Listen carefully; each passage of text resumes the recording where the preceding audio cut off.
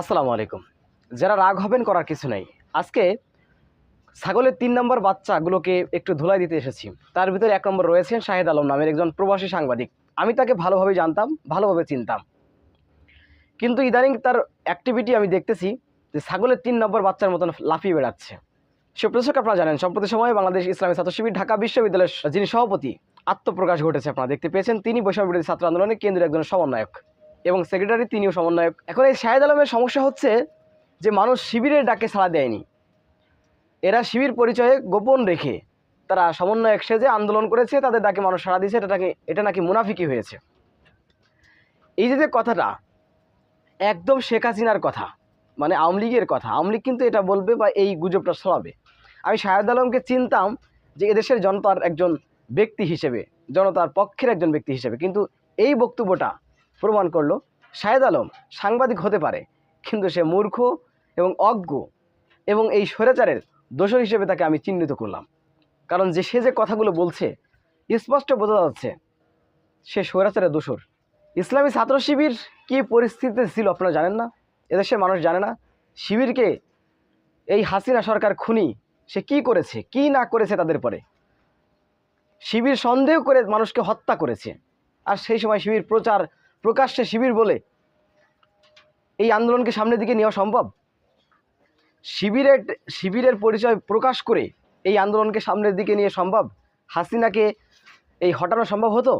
যদি জানতে পারতো যে এগুলো শিবির করতেছে বা শিবিরের সমন্বয়ক রয়েছে, তাহলে কি হাসিনাকে হটানো সম্ভব হতো? যেই শাহেদ আলম সাংবাদিক নামধারী, এই ব্যক্তিটি এই বিষয়টি বোঝে না, তাকে আমি জ্ঞানীও মনে করি না। মানুষ এত বড় অজ্ঞ হয় কী করে, মূর্খ হয় কী করে? এমনকি সাদেক কাইয়ুম ইসলামী ছাত্র শিবির ঢাকা বিশ্ববিদ্যালয়ের এই সভাপতিকে মুনাফিক বলেছে, জামাত ইসলামকেও মুনাফিক বলেছে। এতদিন যে শাহেদ আলমকে আমি চিনতাম, আমি তার প্রশংসা করেছি, তাকে নিয়ে অনেক ভিডিও তৈরি করেছি, কিন্তু তার যে অ্যাক্টিভিটি দেখতেছি এখন, এটি তো কোনো মানুষের কাতারে পড়ে না। আমি মনে করি যে সে যে কথাগুলো বলতেছে, সে ফতোয়া দিচ্ছে যে সে মুনাফিক। কে মুনাফিক কে মুনাফিক না, এটা আপনি ফতোয়া দেওয়ার কে? আপনি কোন মুফতি সাহেব হয়ে পড়েছেন? আপনি বোঝেন, এগুলো বোঝেন? হাসিনা যা করেছে তার সাথে শিবির গোপনে বিশ্ববিদ্যালয়ের টিকে থেকে রাজনীতি করেছে, হাসিনাকে পতন ঘটিয়েছে, এটার মানে বোঝেন? পারবেন কোনো দিন কোনো কিছু করতে এরকম? অতএব এই ছাগলের ৩ নম্বর বাচ্চার মতন লাফানো বন্ধ করেন। যারা লাফাচ্ছেন তা লাফানো বন্ধ করেন।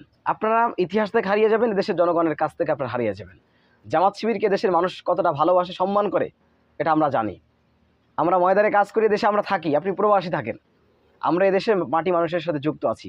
জামাত শিবিরকে দেশের মানুষ কতটা ভালোবাসে, সম্মান করে, এটা আমরা জানি।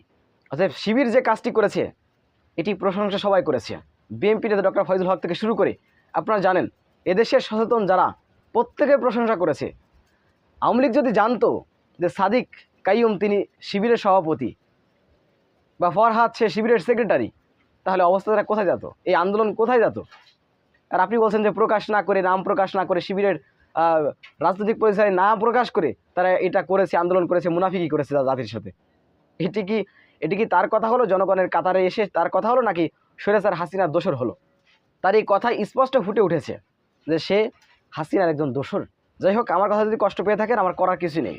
আপনি যে ফাল শুরু করেছেন ছাগলের বাচ্চার ৩ নম্বর বাচ্চার মতন, এটি গ্রহণ করার মতো নয়। অতএব সাবধান হয়ে যান। শিবির এবং আমি জামাতের নামে ধরনের মিথ্যাচার করে আপনি পার পেয়ে যাবেন, আপনার বিরুদ্ধে কেউ কিছু বলবে না, এটা হতে পারে না। জামাত শিবির এদেশের রক্তের সাথে মিশে আছে। অতএব জামাত শিবিরকে বাদ দিয়ে ইতিহাসে, বাংলার ইতিহাসে কোনো আন্দোলন সফল হয়েছে আমার জানা নেই। আমিও ইতিহাস জানি টুকটাক, ছোট মানুষ, আপনি অনেক বিজ্ঞ মানুষ, কিন্তু আমরা জানি এদেশের অন্যায়ের বিরুদ্ধে, এদেশের জনগণের অধিকার আদায়ে জামাত শিবির এদেশের প্রত্যেকটি আন্দোলনে যে ভূমিকা রেখেছে আপনি জানেন। জানার পরেও আপনি যে কী জন্য করছেন হিংসা বশবর্তী হয়ে, এটা আমি বুঝলাম না। আমি আপনাকে এরকম মনে করিনি, আমি ধিক্কার জানাই আপনাকে। আমরা ভুল বুঝতে পেরেছি এখন। আপনি কি করে বলতে পারেন একজন মানুষ, আমি আপনাকে জ্ঞানী মানুষ মনে করতাম, আপনার মতন একজন মানুষ কি করে বলে যে ইসলামী ছাত্র শিবিরের এই সভাপতি সে নাম প্রকাশ না করে আন্দোলন করে জাতির সাথে বেইমানি করেছে? এটা কি করে বলতে পারে? এদেশে অন্য অন্য দলের লোকজন ছিল না? গণ অধিকার পরিষদ বলেন, ছাত্র দল বলেন, তারা ছিল না? সে সকল ছাত্র সংগঠনের নেতারা তারা প্রকাশ করেছে নাম প্রকাশ করার কোনো পরিস্থিতি ছিল তখন? পরিস্থিতি ছিল? শিবিরের বা বিএনপির এ ধরনের নাম প্রকাশ করে আন্দোলনে, বিএনপি যেমন আন্দোলন করেছে, তারাও তো নামগুলো গোপন রেখে করেছে, জনতার কাতারে গিয়ে তারা করেছে। অতএব এটা কি মুনাফিকি হয়ে গেল? জামাত মুনাফিক, বিএনপি মুনাফিক না? তাহলে ফাইজলামি শুরু করেছেন, ফাইজলামি কথা এটা জাতিকে বুঝান। প্রত্যেকটা রাজনৈতিক দল তারা হিকমা অবলম্বন করেছে। জামাত, বিএনপি তারা খুব সুন্দরভাবে পলিসি নিয়ে এগিয়েছে এবং এই আন্দোলনকে তারা সফল করেছে। প্রত্যেকটি মানুষ রাজনৈতিক দল মতে নির্বিশেষে সেগুলো ঝেড়ে ফেলে দিয়ে রাজনৈতিক পরিচয় গোপন রেখে প্রত্যেক দল, বিএনপি, জামাত সহ প্রত্যেকটা দল তারা এই আন্দোলনকে সফল করেছে। আর আপনি মুনাফিক বলছেন, আপনার মানে বিবেকে বুঝলাম না। আপনার মতো মানুষের যাই হোক অনেক প্রচণ্ড পরিমাণে রাগ হচ্ছে, কারণ তাকে আমি অন্যভাবে উপস্থাপনা করেছি জাতির সামনে। এর আগেও আমি তার অনেকগুলো ভিডিও নিয়ে আমি ভিডিও করেছি, তাই খুব রাগ হলো তার কথাবার্তা শুনে। সুপ্রিয় দর্শক, শাহিদ আলম যে শিবিরকে বেঈমান বলছে, জামাত ইসলামকে বেঈমান বলেছে, যে তারা নাম গোপন রেখে সংগঠনের পরিচয় না দিয়ে তারা আন্দোলন করে সফল করেছে, এটা নাকি মুনাফিক হয়েছে। বিষয়টি আপনারা কীভাবে দেখছেন অবশ্যই আপনাদের মূল্যবান মন্তব্য জানাবেন। সবসময় সত্য নির্ভর তথ্য পেতে স্বাধীন বাংলা ইউটিউব চ্যানেলটি সাবস্ক্রাইব করে আমাদের সাথে থাকুন। আসসালামু আলাইকুম রহমতুল্লাহি ওয়া বারাকাতুহু।